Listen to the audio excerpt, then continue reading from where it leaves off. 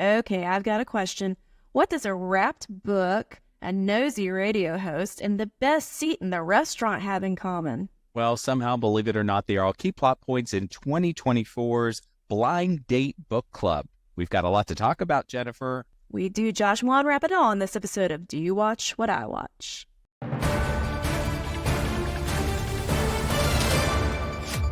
Okay, so it's April, but we already have some news about the upcoming holiday movies that we are getting. It looks like these networks are really trying to jump on it. Throwdown, the competition is starting. So we have already heard. So we're already starting to see on Great American Family, which if you remember last year during the draft, we couldn't even really do much of their movies because we weren't even having dates for when their stuff was going to premiere. So it was tricky for us to even do their stuff. But maybe they're making some changes because we already have news that Danica McKellar and Oliver Rice are going to be starring in a royal Christmas ball. So you can imagine there's going to be a lot of dancing in that one. Well, they already have a choreographer apparently from Dancing with the Stars on board to do that one, which is great. Over at Hallmark, we've already heard that Christopher Polaha and Lacey Chabert are going to have a movie that they are have shot in Iceland, which I think is amazing. We got this great Instagram reel of them sort of tootling through an ice castle, presumably, something like that. I don't know. Those are two powerhouse actors, so I'll watch it. I don't care. It's going to be must-see. And speaking of must-see, I'm just going to go ahead and say it. We are going to have to do an episode on this one because we are getting a sequel to the big hit, Three Wise Men and a Baby, of course, with the three heavy hitters at Hallmark. You've got Paul, you've got Tyler, and Jennifer. Number 3? You got Andrew. My man, Andrew Walker. I'm a big stan of Andrew Walker till the end. And if you were with us for the first one, you knew we loved it. I'm just going to go ahead and draft it right now. We're doing an episode on it. It's going to be... We don't need the bingo balls for that. That's a given. Don't need the bingo balls. I'm telling you right now, it is going to be, I think, the one that Hallmark really tries to hang the whole season on. Mark my words. That's for sure. Now, they only put out like a brief reel and then a photo of the cast. They were all kind of all embracing. The boy looked to be 6 or 7, didn't he? Well, I was reading some stuff about this, Jennifer. They are moving this 5 years forward. Got it. Okay. So that's what's happening. That's apparently going to be key to the plot of this one. So I think it's going to be interesting. And I like that they're putting some time in between the two. It'll be nice to see how these characters develop, how the plot sort of takes shape. So I'm excited about that one. And I love that it's April, but we're already starting to talk about Countdown to Christmas. And isn't that just... my heart. It warms my heart as we face 80-degree days here in Middle Tennessee. Hey, listen, now would be a great time in the off season, as we like to call it here at the podcast, for you to get on board and to go ahead and follow us on all of our social media channels. Connect with us on our website at doyouwatchwhatiwatch.com. We're going to be doing content all summer long. Jennifer and I today were just texting back and forth about a great plan we think is going to be awesome and includes you. So you will surely want to connect with our social media channels for what I think, Jennifer, is going to be a pretty fun summer. A merry summer, some may say. If you will. More to come. Yeah. All right. Let's get started. Here's the plot summary for Blind Date Book Club, not Bad Date Book Club, like I keep saying. And not Blook either. Blook. Blind Date Book Club. Here we go. It's a bit of a tongue twister. Yeah. How much wood Woodchuck chuck. The woodchuck could chuck books. Yes. So we've got a Nantucket bookshop owner known for matching others, finds connection with a best-selling author who visits her store. Is she known for matching others? Plural, multiple? We'll get to it. Let's go. All right, so this movie, we've got our female lead, Erin Krakow, and our male lead, Robert Buckley of Christmas House fame.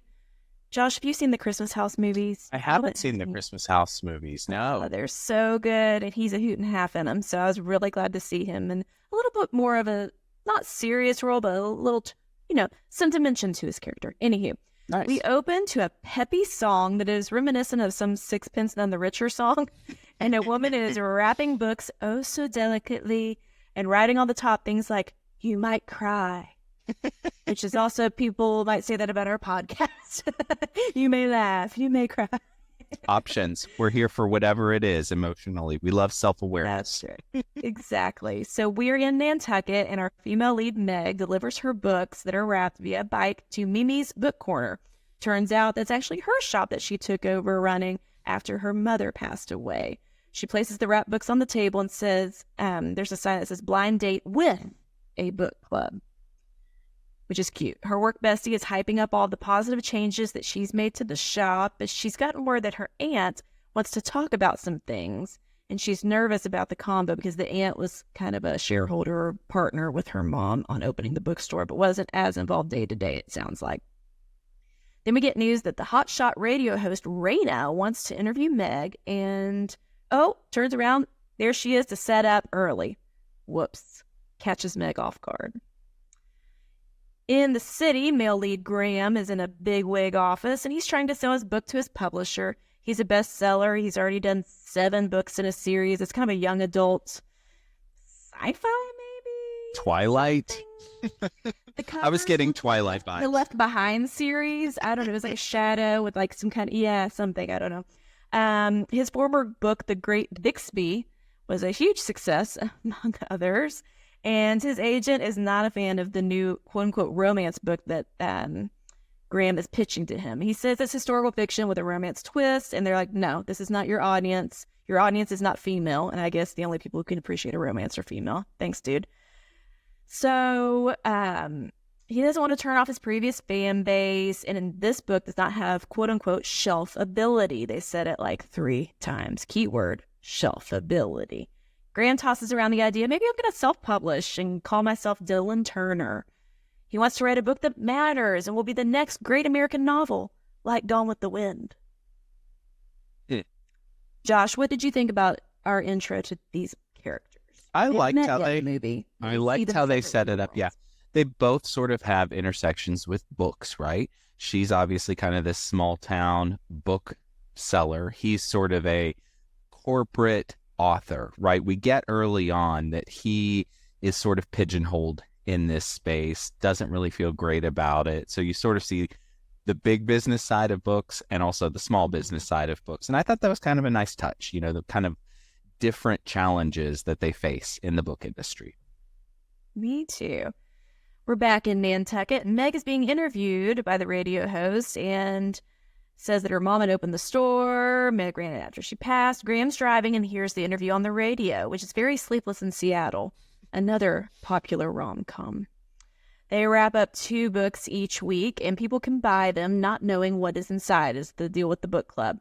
Then, if you're still interested and you want to talk about the book, you can meet the following week at the book club at the shop. And let's say the book included flowers, well, they might do a floral arrangement, like I have displayed behind me. I just whipped this together based on somebody gave them to me. But I did think it was applicable. So there's like a theme, and it's like a little event, and they have treats, and it sounds really awesome. Josh, have you ever been a part of a book club? Just a very sort of informal book club, but certainly nothing as fancy as this, because I like that they were making it an event, right? It wasn't just about talking about, did you like the book? It was one step further, and I thought that was really sweet. I could absolutely buy that there are small town bookstores that do this very sort of thing, and I liked it as a plot point in this one.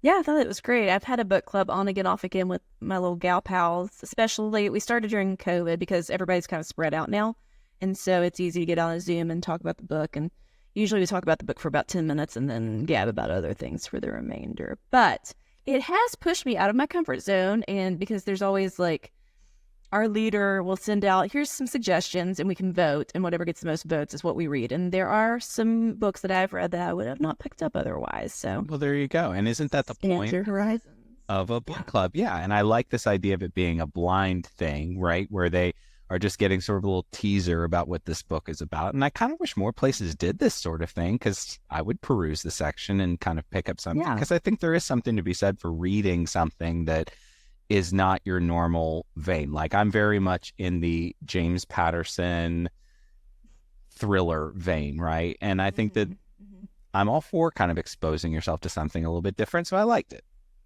Yeah, I thought it was a cute idea. Meg talks to the radio host about how this pushes boundaries, how it shouldn't matter what shelf a book is on, only the material should matter. Of course, Graham is eating this up, and he's like, I'm going to Nantucket.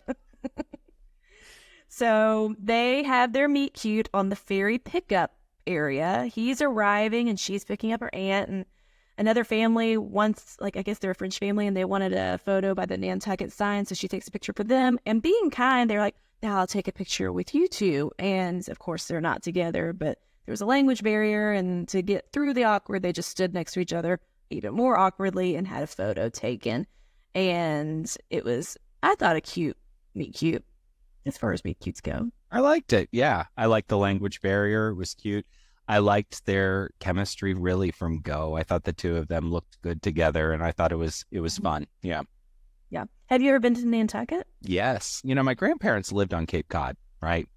So we would go vacation up there. And so I've been to Nantucket. I've been to the vineyard. It's really, really special. And I'm a bit bummed to hear that they didn't shoot this thing in Nantucket because it was very reminiscent. I was fooled that it was Nantucket. I thought it Having been to Nantucket. So there you go. Good job, guys. That's at least what IMDb says. IMDb says there are no mountains in Nantucket, and that was filmed in British Columbia. So, okay. Well, they would be right. That's my source. Don't at me. Yeah. I've been to Martha's Vineyard for like a day, and we went to the Backdoor Bakery and got the most amazing apple fritters, and it was every bit of picturesque. Listen, if you've never been, take spending more time there. Yeah, if you've never been, it's really a special spot. It's very nautical, very whale watchy, great seafood, really special. I would say go for it. Yes, absolutely. Not sponsored by the Nantucket. Tourism in Nantucket. So turns out they meet again in her shop, and he buys the wrapped books and asks if his book can be wrapped, his new book. And she turns him down, but says if she has time, she'll read the book. But she already had plotted out which ones she was going to include in the book club in the upcoming weeks. He is also the third writer that is asked to have his book wrapped since the interview aired on the radio, and she's not too keen on that. He does tell her his name is Graham. No, he doesn't. Why did I write that? Yeah, he lies. He's got a pseudonym. He lies. Yeah, he went by pseudonym. The Dylan, yeah. The Dylan. Of course, it's a Dylan. That's okay. Yeah. Okay. Her aunt shows up and is assessing all of the changes, and she's snooty snooterson, I thought. And her aunt wants out of being financially a partner in the shop so she can travel while she can. Is the aunt sick? I mean, good grief. Or is she just getting up there in age? She's like, hey. I think that's more gotta eat, pray, love. Yeah, I think she's just ready to sort of cut it loose. Doesn't really feel connected to it anymore. Yeah. Just kind of a bummer. That is a bummer. She gives Meg 1 to 2 months to figure out if she wants to try to go it alone or sell the shop and go back to real estate, which was her previous career. And I guess she was pretty good at it, but she's gotten accustomed to the small town life in Nantucket. Meg wakes up early and starts reading Graham No Dylan's book. And Graham talks to his agent, and he has 3 weeks to get another book, number 8 in his series, turned in. And of course, he's written next to nothing. He has writer's block because he's unmotivated creatively. He pops in the shop, and turns out Meg has read the book. These people are the fastest readers I've ever seen in my life. Or maybe I'm just an exceptionally slow reader, but my goodness. This was not a small book either that he was toting around with him. It looked like it was probably, 200 pages, And apparently she just a little bit of time breezed through it in one night. I mean, my goodness. Go on with your bed. Early inside to turn the pages, yeah. So she says, hey, it's good, but it's not for us. It's not going to be featured in the book club. The romance wasn't deep enough. And then he comes clean and tells her his real name. Bestie Alice, who also works in the shop, is starstruck and convinces Meg to wrap Dylan's book as long as he doesn't lie again. Like, no, sir. You were bad. Meg then takes Alice to lunch and tells her what's going on. Alice is great with child, is also a writer. She's got a lot going on, and I would be freaked out if I knew that I might not have a job in 1 to 2 months. Right? But she's surprisingly chill about the fact. Yeah, exactly. Yeah, she's like, you do you, girl. You figure it out. Yeah. Alice could not have been more supportive throughout this entire film. Like, she had Alice was precious. Especially a great day. She is the sunniest, slice of a bit character you've ever seen in one of these. I really enjoyed her. Yes. too, yeah. Okay, at the first book club, 2 members already have sparks flying between them. Meg insists it's not a dating club. So this is where I'm confused. Does this has this happened in the past and it got a reputation? Kind of like I used to be in a small group with young adults at a church and we're saying it's not a dating group, but it was a place where young adults would get together and people would, start dating. And actually I met my now husband there. Is it like that thing? I feel like they didn't elaborate, or there was a cut scene or something about this. Because all we saw was this one couple. I feel like the whole premise was you're sort of blind dating the book, but if you're around other people who are into that concept, stands to reason that a romance between some of those folks might develop, right? Because you both love books and you both love reading and talking about them. I mean, there's some commonality there. Yeah, sure. So I think that there was just the one romance. I think that this National Public Radio reporter, because of course we had to mention that she was a National Public Radio reporter 8,000 times. Yeah. I think she had caught wind that this is what they do in terms of exposing people to different types of books that are wrapped with a little theme, that sort of thing. So I don't think she was necessarily there on the romance angle of it all, but more the mystery book angle of it all. Which... see, I thought she was really chasing down the romance aspect. Oh, you see...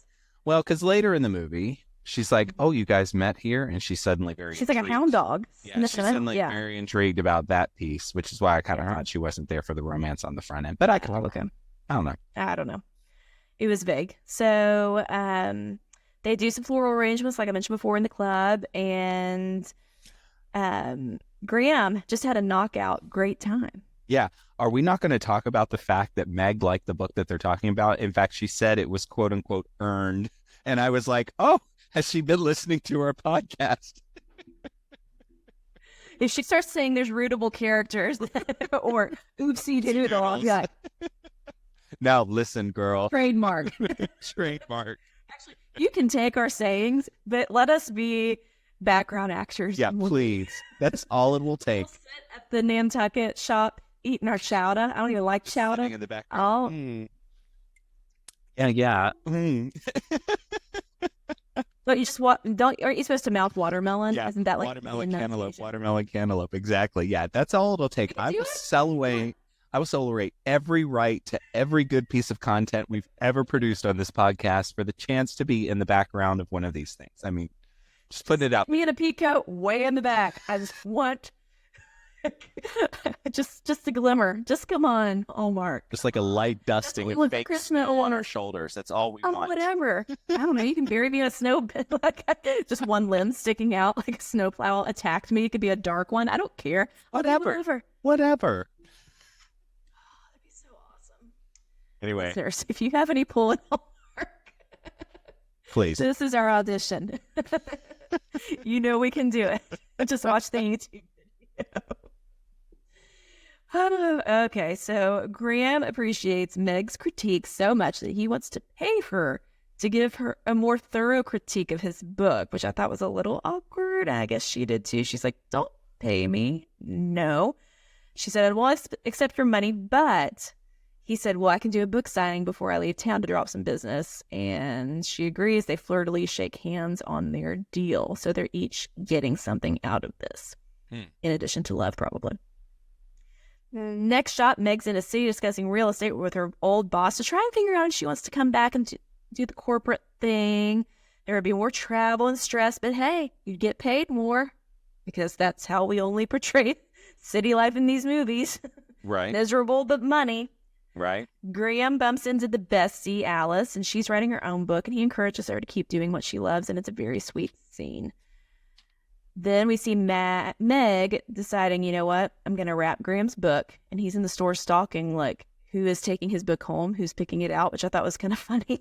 She's like, no loitering, stop it. Meg reminds Graham that what he does matters to his fans, regardless of the genre. He has a sweet moment with his sister, he calls her, where she praises his previous series of books as well. And then Graham gets on Bobo Uber Eats and the scene cuts, which was random. And then the next morning, Graham has sent his sister breakfast and coffees for her entire family because she's like buried in kids and stressed out. And so that was very sweet, but a little random. Well, we had to establish that he's a good guy, you know? Yeah. which was very sweet. It was a nice gesture. Yes, yes, yes. Graham and Meg meet up to go to a charming Nantucket dock, which is her favorite place on the island. They share a heartfelt chat, and then she goes into all of her thoughts on quote-unquote Dylan's novel. She praises the Huxley series, his previous series, and brushed up on them and how fast do these people read because she's, I guess, read 7 books, brushed up on them in like 24 hours. And then she gives him 3 pages of notes on the new book. Ooh. But he takes it well. Yeah. They agree to see each other that night for a book club on another book, and there's a dressing for a not date montage from Meg, which we don't always get in the movies, but I thought it was cute. She settled on a puff sleeve white blouse, which was classic and chic. He's disappointed at the book club that night because they're serving wine, but also food, and he was hoping there would only be wine, so he'd have an excuse to take his, quote, only friend on the island to dinner. Okay, Graham. I see you, Graham. I couldn't tell in this moment if she was disappointed because he friend-zoned her or she was delighted at the prospect of dinner. I think she was delighted. I think Yeah. there was a lot of smoldery eye contact happening at this point, where it was very much a will they, won't they, and of course they will, Yeah. It was Yep. that. Always. Yep. Turns out he got a reservation at the newest best restaurant in town. Acoustic guitar music plays, and they have the best view of the water, I guess. I mean, it looked like they were sitting in a bar, so you were probably at least 10 feet away from the windows, which overlooked the water, and it looked like it was nighttime, but I guess it's there, and whatever. Whatever. They eat lobster ice cream? Excuse me? No. No. No, No. ma'am. And then he says, well, how do you like it? And she said, I give it a -3. You think? Gross. They talk about their families and how they're comfortable with one another, and he walks her home, which was very sweet. And then he says, I had a great time. Can they do it again? He says, next time, no book talk. They low talk. They get closer to one another, and they kiss.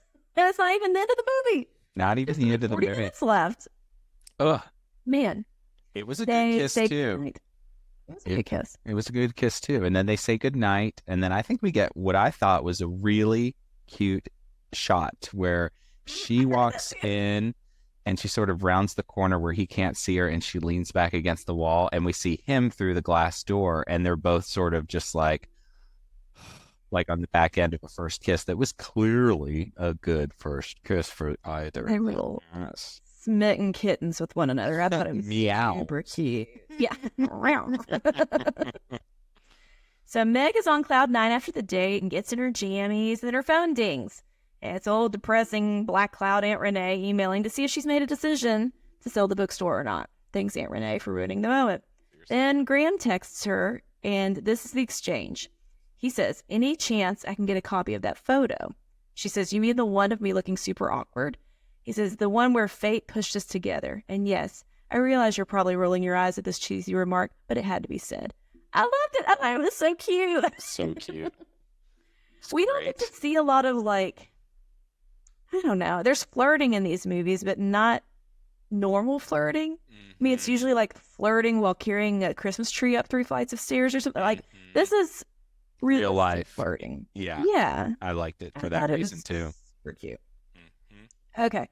Then, as if she couldn't get any more notifications on her phone at whatever time at night, she gets a voicemail from Raina, the radio show host, because she wants to sit in on tomorrow's book club. Good grief. Raina has no story. boundaries. Yeah, no I boundaries. guess. Yeah. Well, news. Right. Got to chase that story. So Meg's nervous about the book club, and Graham comforts her when lame old Aunt Renee drops in to see if she's going to sell. And they say, let's table it for later, which is a callback to a remark from earlier in the movie, which I thought was kind of funny. Graham's agent calls him while he's working out the gym because I guess he's such a busy guy, and he's panicked that Graham isn't done with the 8th book in his claim to fame series. Whoops, time is running out. Raina needs a cold shower is what I wrote because she is at the book club, and she's, I think, flirting with Graham and excited that another couple has found love through the book club, and she's all about the love. And Raina wants to record for tonight's book club, and she didn't run that past Meg ahead of time. Meg was like, ugh.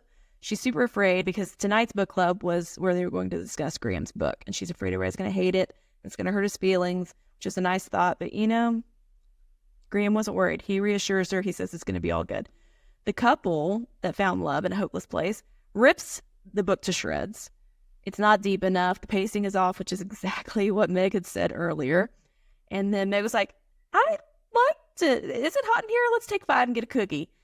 Then that annoying couple and Raina notice Graham's face on the back of one of his books, realize it's him, fangirl because, you know, they're putting the pieces together. Then Raina gets upset because, oh, why are you featuring him? Did he pay you? Like, da-da-da-da-da. And it turns into like this really weird, awkward commotion. And Raina's trying to get the scoop.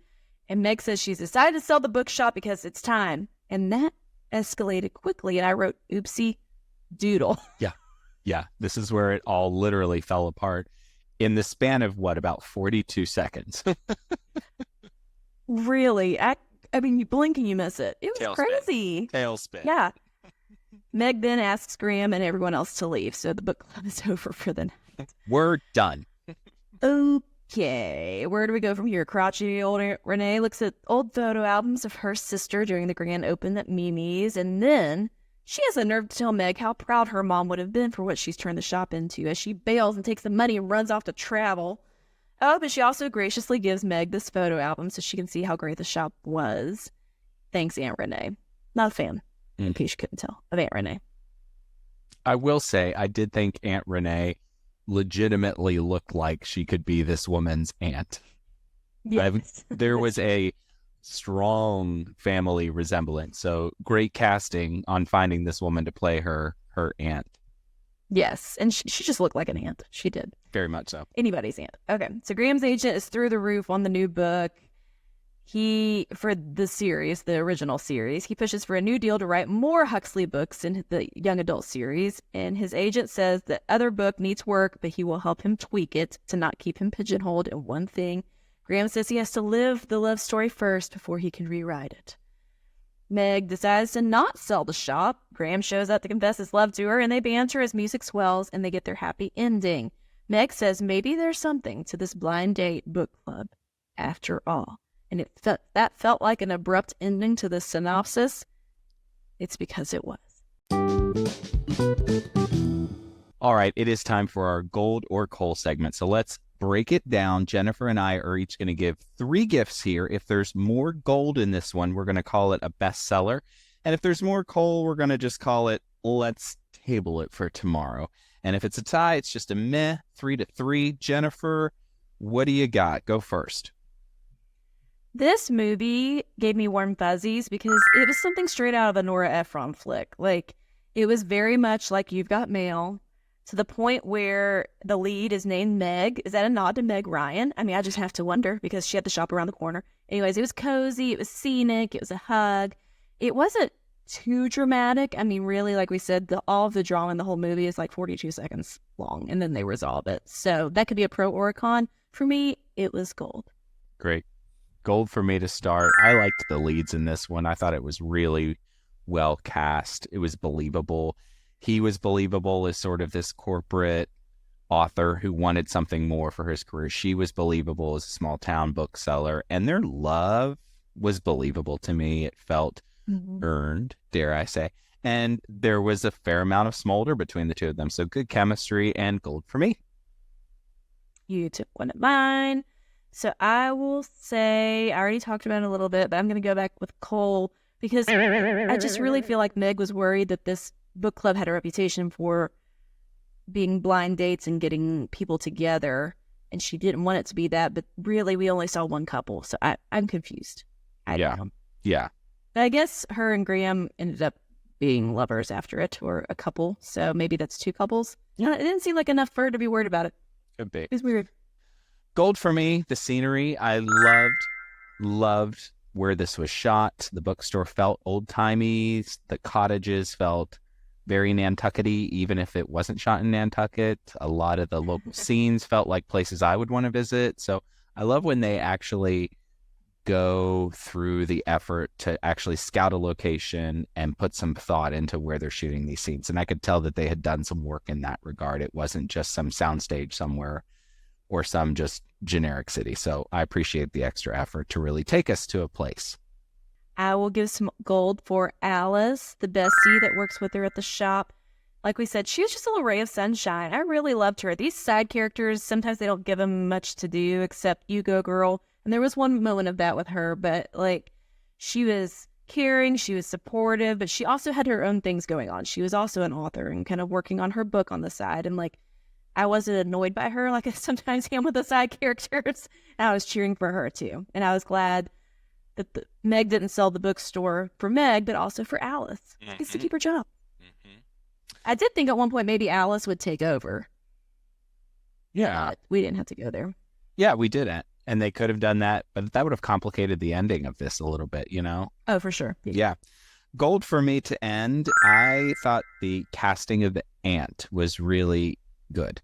I know you didn't necessarily like the dynamic of what was happening with her wanting to kind of punt on this, but I liked that it looked like someone who could be this woman's aunt, number one. And number two, I didn't necessarily take it to that sort of big bad, I got to get out of here thing that you did. It just sort of felt to me like she was ready to move on, right? She was never there. She had money tied up in it. She was probably retired, wanted to do other things. So I could see that for her. So I bought it and I thought it was believable. And I thought it was actually a good kind of conflict to be happening that wasn't, as you said, too dramatic or too serious, but there was some sort of risk involved, like major change potentially coming for this character and what was she going to do. So I liked it. I bought it. I thought it was a pretty good plot point. So bottom line, final score, 5 gold, 1 coal.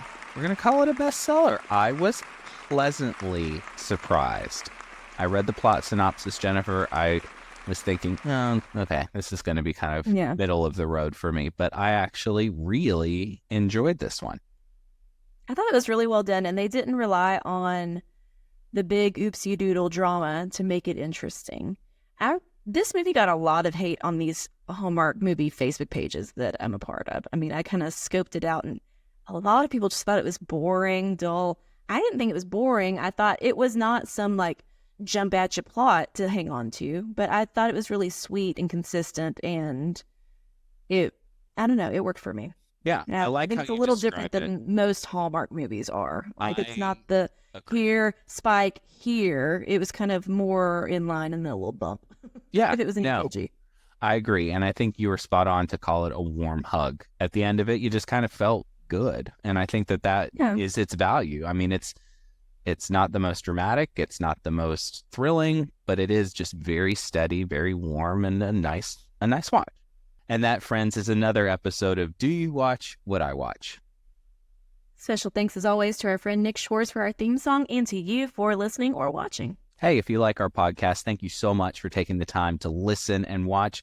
Won't you connect with our community here? You can subscribe on our YouTube channel. That way you get first notification of brand new episodes. Also, go ahead and subscribe wherever you listen to podcasts, be it Spotify, Apple, we're everywhere.